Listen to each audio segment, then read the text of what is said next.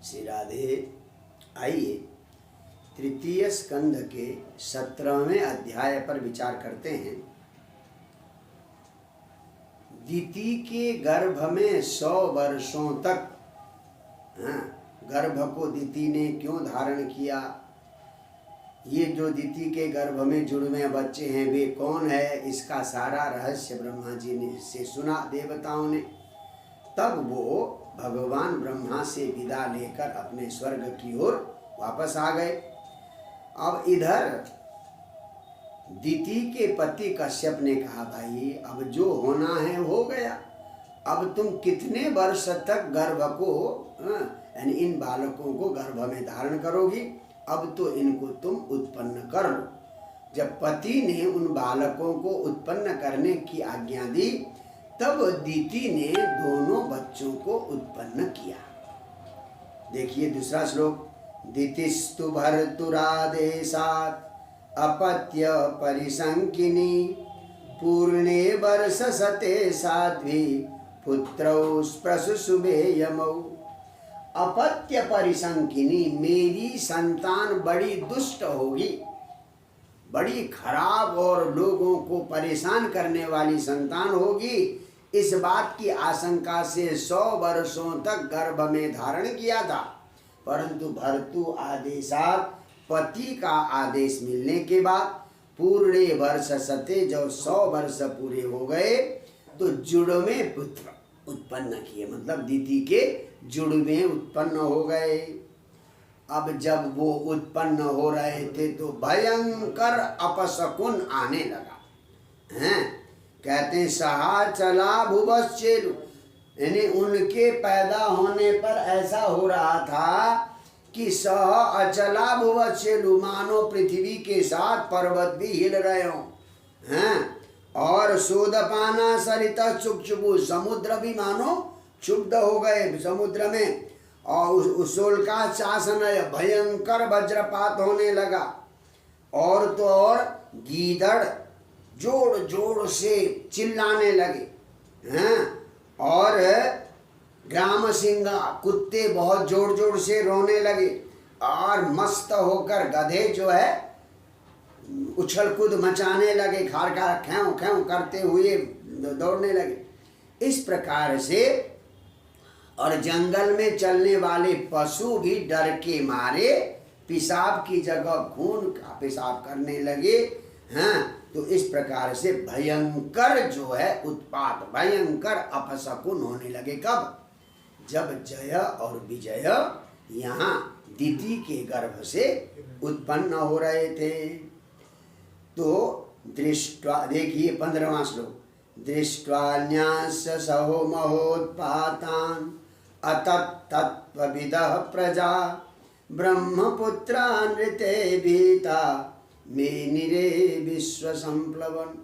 यानी अन्यास महोत्पातान् दृष्ट्वा, और भी दुनिया भर के महान उत्पात होने लगे बच्चों के पैदा होने का।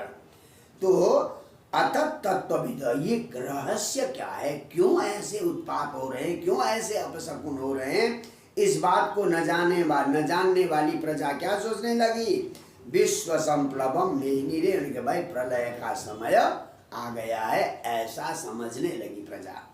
केवल ब्रह्मपुत्र, ब्रह्मा के जो चारों पुत्र हैं ना, कौन, सनक सनंदन सनातन सनत कुमार, वो तो जानते थे कि भाई वो पैदा होने वाले हैं।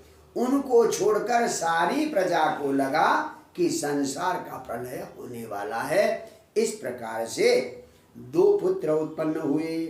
एक बड़े का नाम रखा हिरण्यकशिपु और छोटे का नाम रखा हिरण्याक्ष।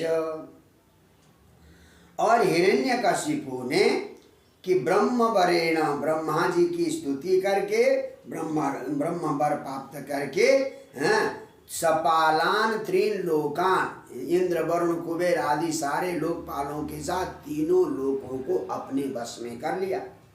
जो उसका छोटा भाई था कौन, हिरण्याक्ष, वो हिरण्याक्ष भी अपने भाई का बड़ा प्रिय था, हमेशा भाई का प्रिय करता था। तो क्या किया, गदा पाणी, हाथ में गदा लेकर वो भी युद्ध की इच्छा से देवताओं से युद्ध करने के लिए स्वर्ग चला गया। बेचारे देवताओं ने देखा कि हिरण्याक्ष आ रहा है तो दुम दबाकर सारे देवता भाग गए। थोड़ी देर स्वर्ग में घूमा, फिर सोचा कि भाई चलो समुद्र में जाकर जल क्रीड़ा करता हूँ। तो फिर जल में आकर क्रीड़ा करने लगा। कौन? हिरण्याक्ष। 24वां देखिए, ततो निवृत्तः क्रीडिष्यन् गंभीरं भीमनिस्वनम् विजगाहे महासत्तो वार्धिमतैव द्वितम्।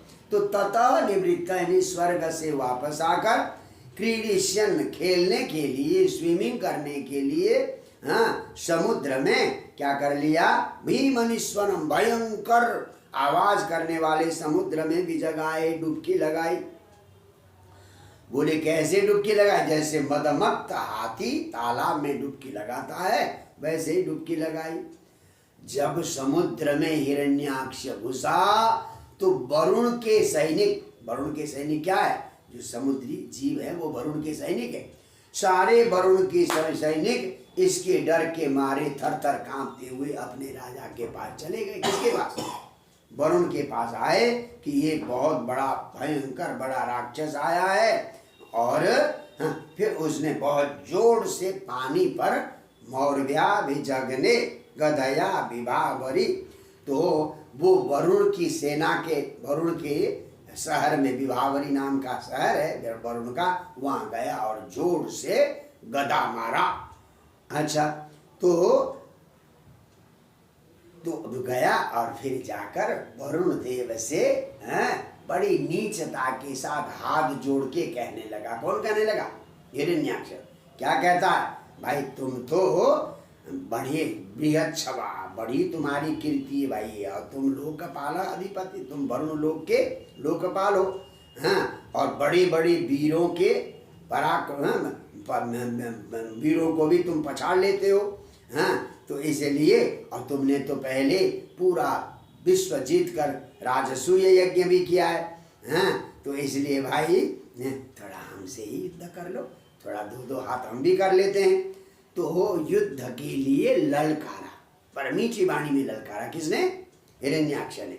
अब ये बात सुनकर वरुण को गुस्सा तो बहुत आया, पर समझ गए कि भाई इससे अभी पार नहीं पड़ पाएगा, इसको तो भगवान ही ठिकाने लगाएंगे। तो 29वां श्लोक देख लीजिए। रोषम समुत्थम समयन स्वयाधिया व्यवोचदंगोपशमं गतावयम्। समुत्थम रोषम समयन, गुस्सा तो आ रहा था, उस गुस्से को शांत करते हुए बुद्धि से, सद्बुद्धि से कहा, भैया हम तो अब बुढ़े हो गए, पुरानी बात थी जो हमने किया है, हम तो बुढ़े हो गए, अब हम क्या लड़ेंगे, हाँ, अब तुमसे लड़ने के लिए पुराण पुरुषोत्तम भगवान विष्णु के अलावा कोई भी समर्थ नहीं। पश्यामि नान्यम पुरुषात् पुरातना, पुराण पुरुषोत्तम भगवान के अलावा जो तुम्हें यज्ञ में हरा सके ऐसा कोई नहीं है। इसलिए बस उन्हीं के पास जाओ, उनकी प्रतीक्षा करो। अब जब उनसे युद्ध होगा ना, वो तुम वीर पतिष्यति सहिष्यसि, तुम युद्ध भूमि में गिर जाओगे और तुम्हें नोचने के लिए चारों ओर से कुत्ते तुम्हें नोचेंगे। गुस्सा तो आ रहा था ना, भगवान तुम्हें युद्ध भूमि में घेर देंगे।